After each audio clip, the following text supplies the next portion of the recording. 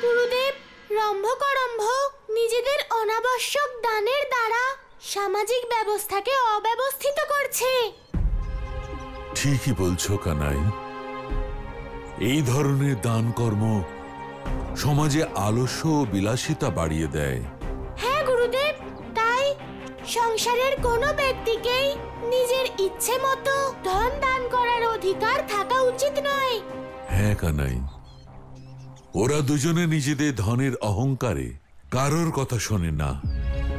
ওই দুই ভাই অনেক দিন ধরেই অধর্ম করে চলেছে। কিন্তু গুরুদেব, রম্ভকরম্ভের কাছে দান করার জন্য এত ধন আসছে কোত্থেকে? তা তো কেউ জানে না। কিন্তু গুরুদেব, সবার আগে আমাদের এই ধনের উৎস খুঁজে বের করতে হবে। গুরুদেব, যদি আপনি আমাদের অনুমতি দেন তাহলে আমরা রম্ভকরম্ভের এই অধর্মকে আটকাতে পারি।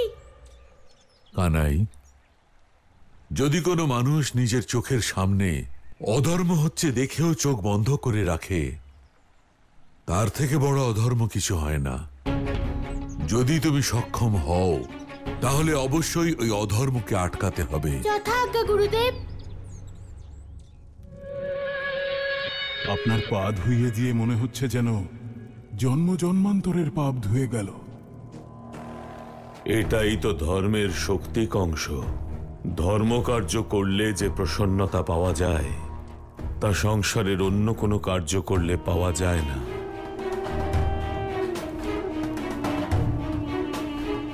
ঠিকই বলেছেন গুরুদেব,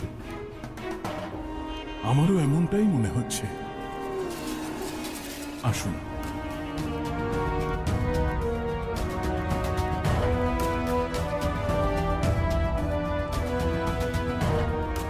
আপনার জন্য সকল প্রকার বিশেষ সাত্ত্বিক ভোজনের ব্যবস্থা করেছি গুরুদেব। আপনার এই পাপী শিষ্যকে কৃপা করুন, আরম্ভ করুন।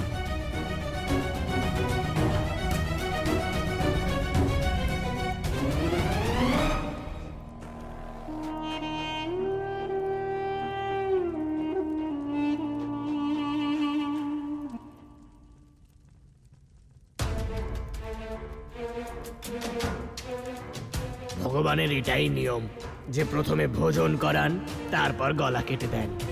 কি জানি গুরুদেব গর্গাচার্যের সঙ্গে কি হতে চলেছে।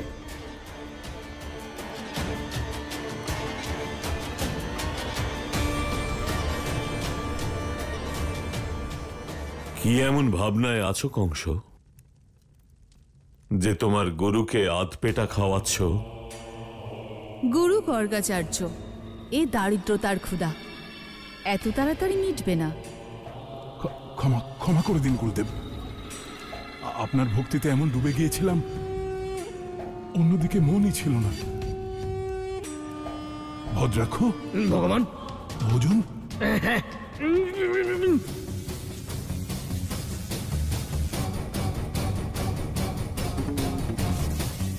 নিন গুরুদেব।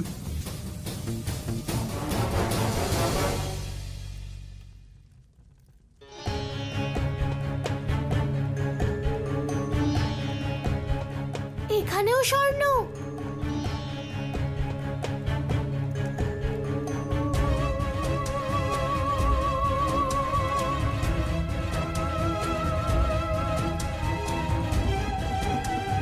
কানাই, এখানে প্রতিটা বস্তু স্বর্ণ দিয়ে তৈরি।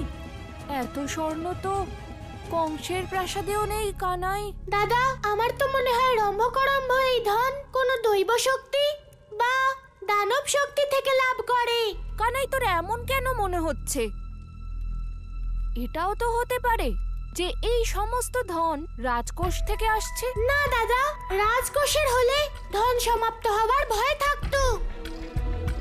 ওদের তো না ধন সমাপ্ত হওয়ার ভয় আছে আর না চুরি হওয়ার। তুমি কি এখানে কোনো সেবক বা রক্ষককে দেখেছো? না কানাই। আমরা কত সহজেই রম্ভকরম্ভর গৃহে প্রবেশ করলাম, আমাদের কেউ আটকালোও না। হ্যাঁ কানাই, এই বিষয়টা তো আমিও বুঝতে পারছি না। দাদা, এত সময় নষ্ট করো না, ওটা কোনো দৈব বস্তু হবে। চলো দাদা, তুমি ওইদিকে যাও, আমি এইদিকে যাচ্ছি। ঠিক আছে কানাই।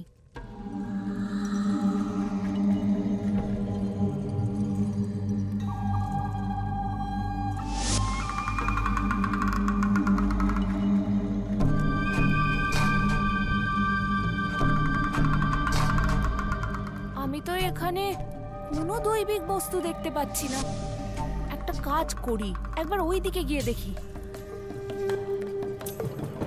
এখানেও তো কোনো দৈবিক বস্তু নেই। জানি না কোথায় আছে সেই দৈবিক বস্তু। আমাকে খুঁজে বের করতেই হবে।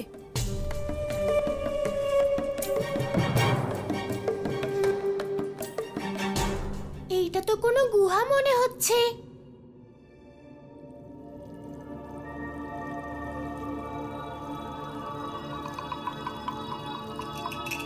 ভ্রাতারম্ভ, আমরা যেমন চেয়েছিলাম তেমনই তো ঘটছে। রম্ভ করম্ভ,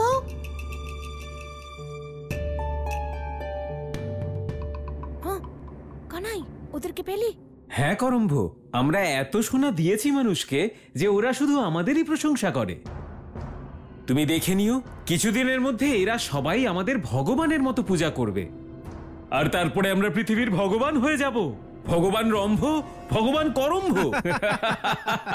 কানাই, যে কোনো অধার্মিকেরই ভগবান হওয়ার ইচ্ছেই হয় কেন বলতো?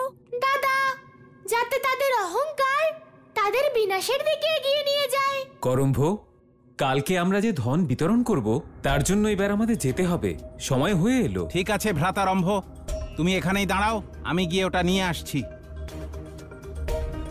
দাদা, মনে হচ্ছে ওদের ধন লাভ করার সময় এসে গেছে।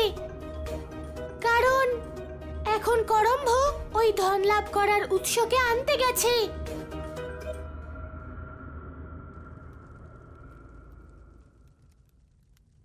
গুরুদেব, আরো কিছু দেব গুরুদেব?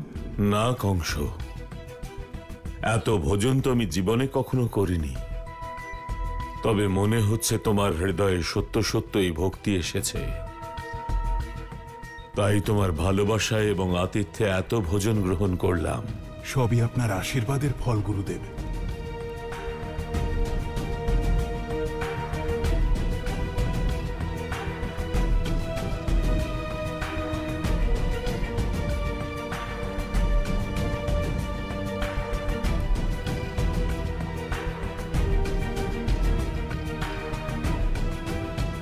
সত্যম বা ধর্মম চর, এই প্রকারে ধর্মাচরণ করো কংস, মঙ্গল হবে। এবার আমি আসি কংস, ভোজনের পরে বিশ্রামের ইচ্ছা জাগছে। সেটাই তো আমি চাই।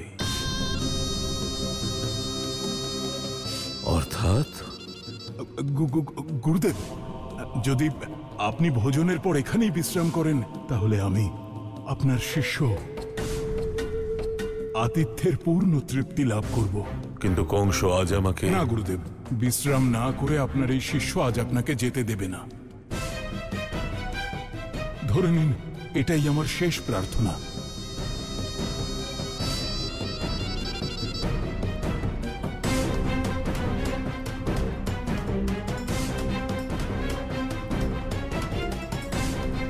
ধন্যবাদ গুরুদেব, আসুন। ভ্রাতারম্ভ, তাড়াতাড়ি চলো, সময় হয়ে গেছে। হ্যাঁ হ্যাঁ চলো। আর হ্যাঁ ভ্রাতা, আজ আমাদের ধনের মাত্রা আরো বাড়াতে হবে, কারণ ভক্তদের সংখ্যা তো বেড়েই চলেছে। শীঘ্র শীঘ্র চলো ভ্রাতা। কানাই দেখ, ওই লাল ঝোলাটা দেখছিস? মনে হয় ওদের যে দৈবিক শক্তি আছে সেটা ওই লাল ঝোলার মধ্যে আছে। কিন্তু দাদা, আমাদেরকেও জানতে হবে যে ওই বস্তু কি, যেটা লাভ করার জন্য ওদেরকে আমাদের অনুসরণ করতে হবে। হ্যাঁ কানাই, চল। আসুন গুরুদেব, আসুন, বিশ্রাম করুন।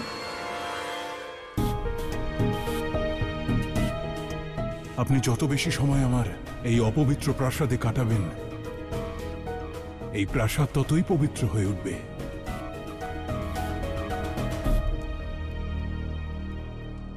অসুররাজ,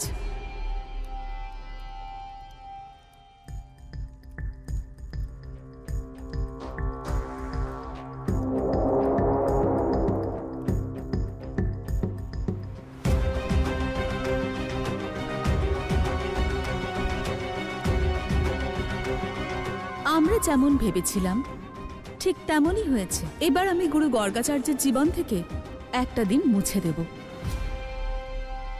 আর উনি ঘুম থেকে ওঠার পর সেই দিনের কথা ভুলে যাবেন।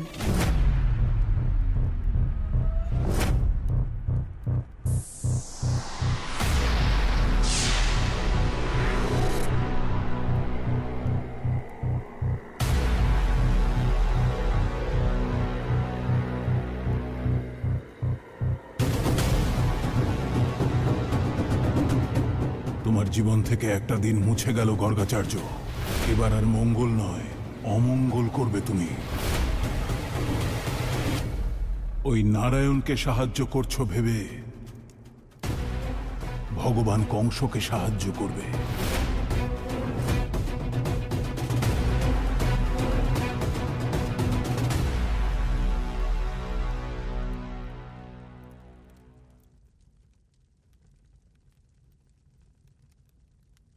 আমার কেন যেন মনে হচ্ছে আমি একদিন পুরো এখানে শুয়ে আছি। গুরুদেব, যেমন ভোজন তেমনি নিদ্রা।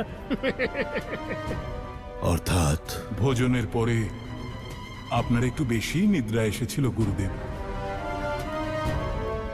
আপনি পুরো একদিন ধরে বিশ্রাম করেছেন। আপনি এখানে তৃতীয়ার সকালে এসেছিলেন, আর আজ মহা চতুর্থীর সকাল। একজন ঋষির ক্ষুধা এবং বিশ্রামের উপর সংযম রাখা উচিত।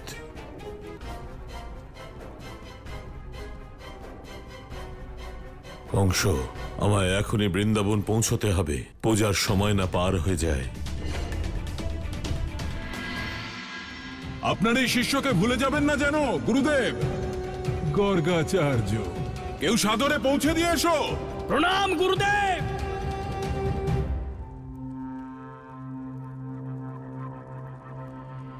সমগ্র সংসারের জন্য আজ মহা তৃতীয়া, আর গর্গাচার্যের জন্য মহা চতুর্থী।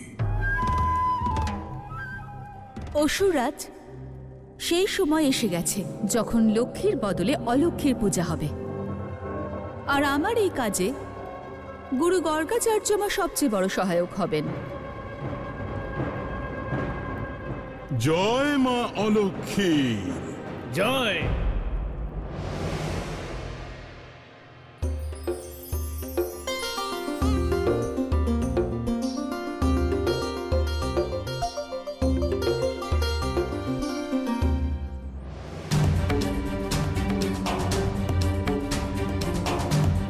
এই সমস্ত বৃন্দাবনবাসী আজ তাদের দৈনন্দিন কার্যে ব্যস্ত, যেখানে আজ ধনলক্ষ্মীর পূজার দিন।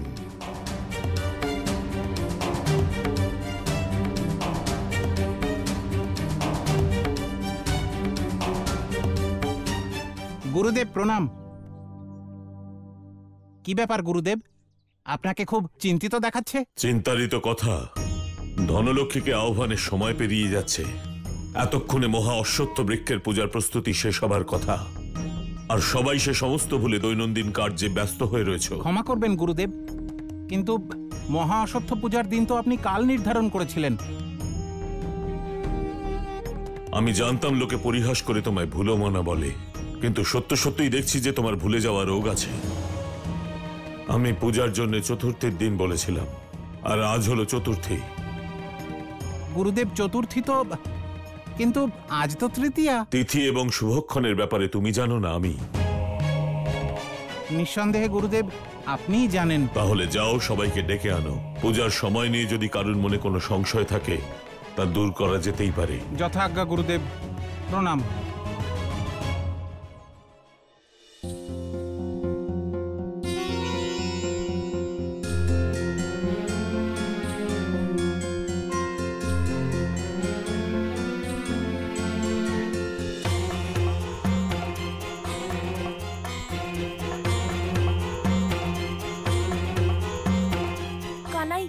আমরা রম্ভ আর করম্ভকে অনুসরণ করছি কেন? সরাসরি ওদের কাছে গিয়ে ওদের ধনের উৎসের ব্যাপারে জেনে নিচ্ছি না কেন? দাদা, তোমার কি মনে হয় যে আমরা জিজ্ঞেস করব রম্ভ করম্ভকে যে ওদের ধন লাভের উৎস কি, আর ওরা বলে দেবে? কানাই, কত বড় বড় অসুর এই মুগুরের ভয় নিজেদের গোপন কথা বলে দেয়। আর এরা তো সাধারণ মানুষ। দাদা, মুগুর দিয়ে নয়, বরং এই কাজ ধৈর্য ধরে করতে হবে, না হলে আমরা আমাদের উদ্দেশ্যতে সফল হতে পারবো না দাদা। ঠিক আছে কানাই, চল। চলো। কি হয়েছে গুরুদেব?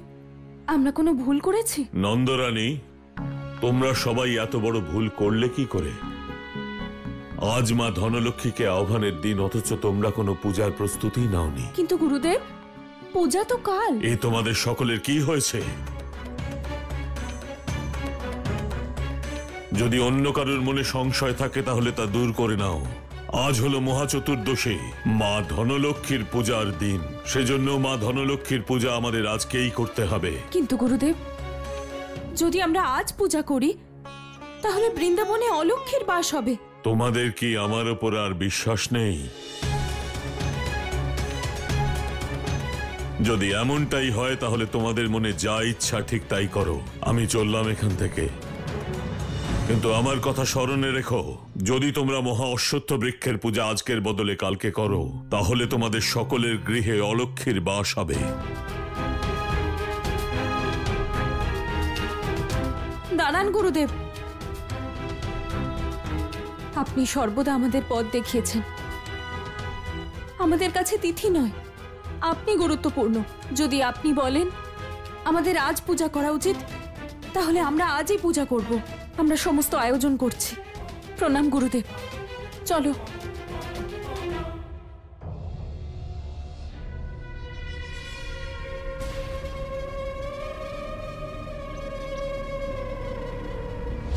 যেমনটা আমরা ভেবেছিলাম তেমনটাই ঘটছে।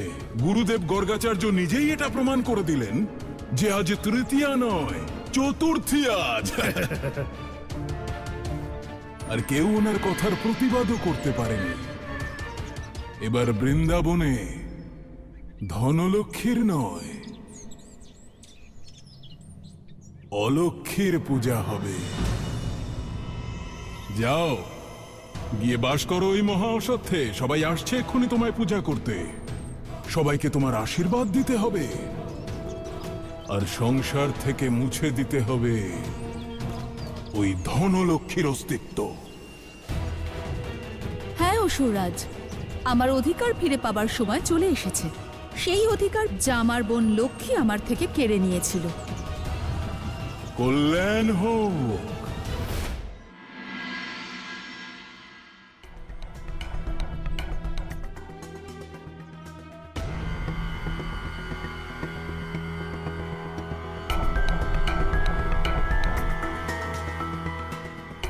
করম্ভ, আজ আমাদের সূর্যদেবের কাছ থেকে দ্বিগুণ ধন লাভ করতে হবে।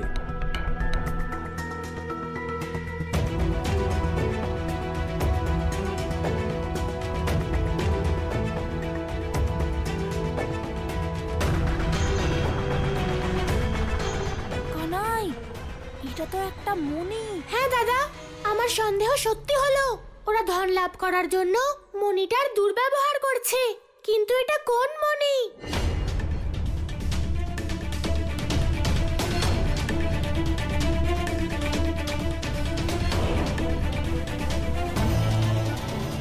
হে যক্ষ কুবের পদক শ্রীমণি, আমাদের প্রণাম স্বীকার করুন। যক্ষ কুবের পদক শ্রীমণি। হে ব্রজবাসীগণ, আজ হলো মহা চতুর্দশীর সেই শুভ দিন। আজকের দিনে অশ্বত্থ বৃক্ষে মা ধনলক্ষ্মী বাস করেন। আর যে নারীরা আজকের দিনে সম্পূর্ণ মন দিয়ে মা ধনলক্ষ্মীকে আহ্বান জানায়, মা ধনলক্ষ্মী কখনোই তার জীবনে ধন এবং ঐশ্বর্যের অভাব হতে দেন না। কারণ মা ধনলক্ষ্মী স্বয়ং তার গৃহে বাস করেন। গুরু গর্গাচার্য, আজ এই অসত্যে ধনলক্ষ্মী নয়, অলক্ষ্মী বাস করছে। আর আজ যেই আমাকে ধনলক্ষ্মী ভেবে আহ্বান জানাবে, আমি তার জীবনেই প্রবেশ করে যাব। হে ভক্তগণ, মা ধনলক্ষ্মীকে আহ্বান জানাও। হে মা ধনলক্ষ্মী, আমাদের সবার জীবনে প্রবেশ করুন। হে মা ধনলক্ষ্মী, আমাদের গৃহে আসুন আর আমাদের দারিদ্রতা দূর করুন। আমরা ব্রজভূমির সবাই আপনাকে আমাদের গৃহে আর জীবনে আহ্বান জানাচ্ছি। বলো মা ধনলক্ষ্মী জয়! মা ধনলক্ষ্মী জয়! মা ধনলক্ষ্মী জয়! ব্রজবাসী, তোমরা আমাকে ধনলক্ষ্মী রূপেই হোক না কেন, আমন্ত্রণ তো জানিয়ে ফেলেছ। এবার অলক্ষ্মী তোমাদের জীবনে প্রবেশ করবে আর বৃন্দাবনে চিরকালের মতো দারিদ্রতা বাস করবে। হে যক্ষ কুবের পদক শ্রীমণি, আজ আমাদের প্রতিদিনের তুলনায় দ্বিগুণ ধন দান করুন, যাতে আমাদের দ্বার থেকে কেউ খালি হাতে ফিরে না যায়। হে সূর্যদেব, নিজের আলো এই মণির উপর ফেলে আমাদের ইচ্ছে পূর্ণ করুন। হে হে স্বর্ণযক্ষিণী, মম কার্যম সিদ্ধিম করিম, প্রদক্ষ সিদ্ধি স্বর্ণবর্ষা, হেম হেম নমঃ।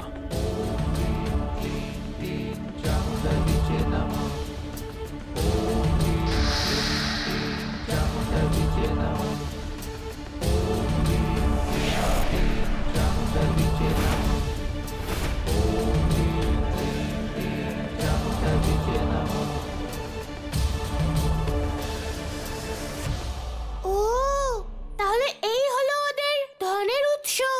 যক্ষরাজ কুবেরের দ্বারা বিনা পরিশ্রম করে স্বর্ণ মুদ্রা লাভ করে।